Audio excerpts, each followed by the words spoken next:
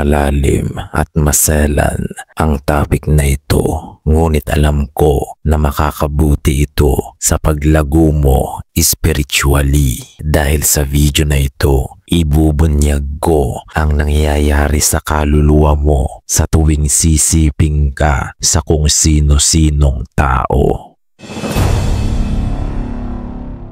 Medyo mistikal at kakaibang aral ang maririnig mo ngayon sa video na ito. Marahil ang karamihan sa inyo ay hindi pa pamilyar sa tinatawag na soul tie. At yan ang pag-uusapan natin ngayon dito. Ipapaunawa ko sa iyo kung ano ito at ang panganib na dala nito sa kaluluwa mo kapag binaliwala mo ang kahalagahan nito at nagpakalunod ka sa pagnanasa ng laman mo. Seryosohin mo ito kahit medyo tunog kakaiba dahil naniniwala ako na isa ito sa major reasons kung bakit ang daming tao ngayon ang nakakaranas ng iba't ibang klase ng mental health problems, lalo na depression. Ngunit hindi nila ito babanggitin sa iyo dahil hindi nga tunog ka panipaniwala kaya binabaliwala ng mga tao. Ngunit sana ikaw seryosohin mo ang bagay na ito dahil soul and mental well-being mo ang nakataya rito. Ito yung parte na kung saan hindi na pag-uusapan ng mga tao.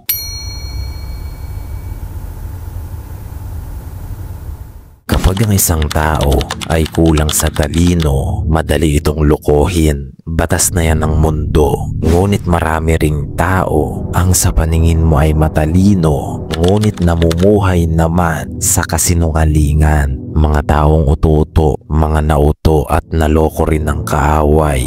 Gaya ng mga taong nag-aakala na ayos lang ang sumiping ng sumiping sa kung sino-sinong tao o makipag-casual kung sa panlabas mo lang titignan, iisipin mo na astig yan, na masarap yan, at gusto mo rin yan. Ngunit kung sa panloob mo titignan at tatalikuran mo ang pagnanasa ng laman, magiging marumi ang tingin mo sa ganyan. Madumi, nakakasulasok, malansa at mabaho. Sisiping ka sa isang tao na ginamit na ng kung sino-sino bago ka pa. Para kang uminom sa baso na sinukahan na ng ibang tao. Ngunit gayon pa man, hindi ganyan ang magiging tingin mo dyan dahil sunod-sunuran at alipin ka ng laman. At sa oras na makakakita ka ng konting balat, nagiinit ka na agad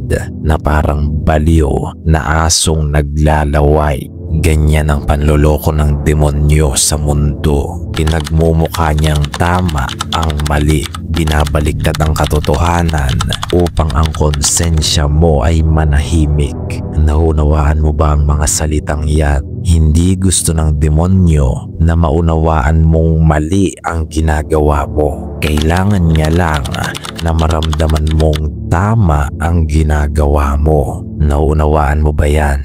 The devil will use your feelings to justify your wrongdoings. Gagamitin niya ang emosyon mo para ikaw mismo ang magpatahimik sa konsensya mo. Dahil ang tao, sunod-sunuran yan sa emosyon. Kaya nga ang manipulasyon ay nagmumula sa emosyon ng tao. Kapag nararamdaman mong walang mali sa ginagawa mo, iisipin mo na wala talagang mali dahil nakabase ka sa emosyon mo. You are trusting what you feel.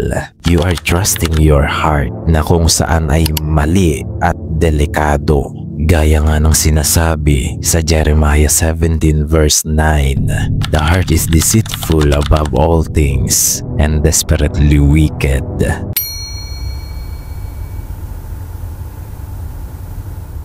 Ito na yung parte ng video na kung saan magugulat ka sa mga maririnig mo at hindi ka makakapaniwala, lalo na kung hindi ka pamilyar dito. Gayunpaman, magising ang magising at manatiling tulog ang mga ignorante. Sa tuwing sisiping ka sa isang tao, nakikipag-isa ka na sa taong iyon. Ikaw at ang taong iyon ay nagiging isa na. Akala lang ng maraming tao na ang casual ay casual lang. Ngunit mali yan. Napakalaki ng nakataya dyan. Akala mo lang na laman sa laman lang yan. Ngunit nagkakamali ka dahil pati kaluluwa nyo ay nagiging isa dyan. At sa oras na ginawa nyo ang kamunduhang pagnanasa, iginagapos nyo na rin ang kaluluwa nyo sa isa't isa. Hindi ka panipaniwala kung pakikinggan, ngunit mapapatunayan yan mula sa mga consequences na mangyayari sa buhay mo sa oras na itinali mo ang kaluluwa mo sa kung sino-sinong tao dyan. Soul tie is a deep spiritual or emotional bond between two people that can be healthy or unhealthy. Kung casual lang ang ginagawa mo, dyan yan nagiging unhealthy. Kung ikaw yung lalaking tinutukoy ko at marami ka ng nabayo na babae, nakatali na ang kaluluwa mo sa mga yan. At pansinin mo ang sarili mo, makinig kang mabuti dito. May mga pagkakataon ba sa buhay mo na sa tuwing nag-iisa ka, nakakaramdam ka ng kakaibang bugso ng emosyon na hindi mo maipaliwanag? Mga bugso ng damdamin na parabang naghahanap ng kalinga ngunit hindi mo maipaliwanag. Bugso ng emosyon na parang may hinahanap kang kabiyak bigla, na parabang may kung anong kakaibang nararamdaman ka sa loob mo na nagsusumigaw ngunit hindi mo maintindihan. Bigla-bigla ka na lang bang nakakaramdam ng panghihina, panlulumo at mga kakaibang pakiramdam na hindi mo maipaliwanag? Yan ang daing ng kaluluwa mong iginapos mo sa taong hindi mo na ulit nakita o kinausap. Dahil nga sa nakipag-isa ka sa taong yon, ngunit hindi naman kayo nagsama, nagdurusa ngayon parehas ang kaluluwa nyo. Nangungulila sa isa't isa dahil nakatali na, ngunit walang pagkakataong magsama dahil nakatali rin pala sa iba pa. Diyan ka ngayon makakaranas ng iba't ibang mental health problems na hindi mo maipaliwanag kung saan nanggagaling.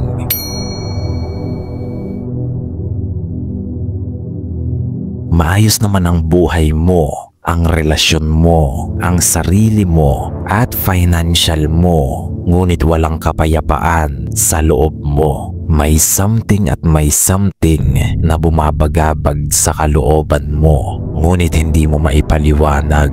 There is no peace in you dahil lahat ng masasakit, masasalimuot at madidilim na trauma ng taong ikinama mo, nakuha mo na rin dahil nakipag-isa ka sa kanya. Ngayon, isipin mo, ilang tao na ba ang sinipingan mo? Nakatali ang kaluluwa mo sa mga yan at lahat ng trauma ng mga yan, nakuha mo na rin dahil nakipag-isa ka sa kanila. At pati na rin ang mga trauma na nakuha nila sa mga taong nauna pa nilang ikama, nakuha mo na rin. Naging tambakan ka ng ganitong may itim na enerhiya mula sa iba't ibang tao. Kaya nararamdaman mo ang mga kakaibang pakiramdam na hindi mo maipaliwanag.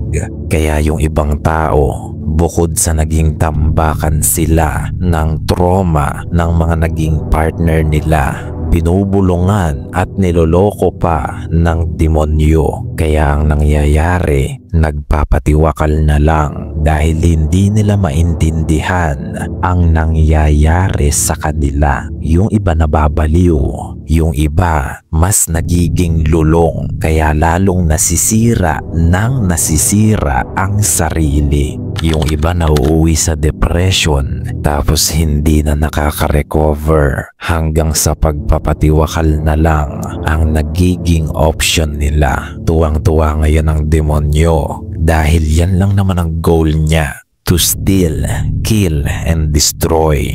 John 10 verse 10. Kaya ikaw, masarap at nakakahali namang tingnan ang casual ngunit sobrang bigat ang sisingilin niyang kapalit sa iyo. Huwag ka nang magpauto sa demonyo. Huwag mong itali ang kaluluwa mo sa kung sino-sino na lang. Sexy sa union between two flesh. It is sacred. Kaya ibigay mo lang ito sa taong gusto mong makasama hanggang kamatayan. Lalaki man o babae, ganyan dapat ang pag-iisip mo upang hindi ka maloko ng demonyo. Kaya pahalagahan mo ang kaluluwa mo dahil yan na lang ang mayroon ka kapag namatay ka. Everything you have in this world, including your own body, will perish. So take care of your soul.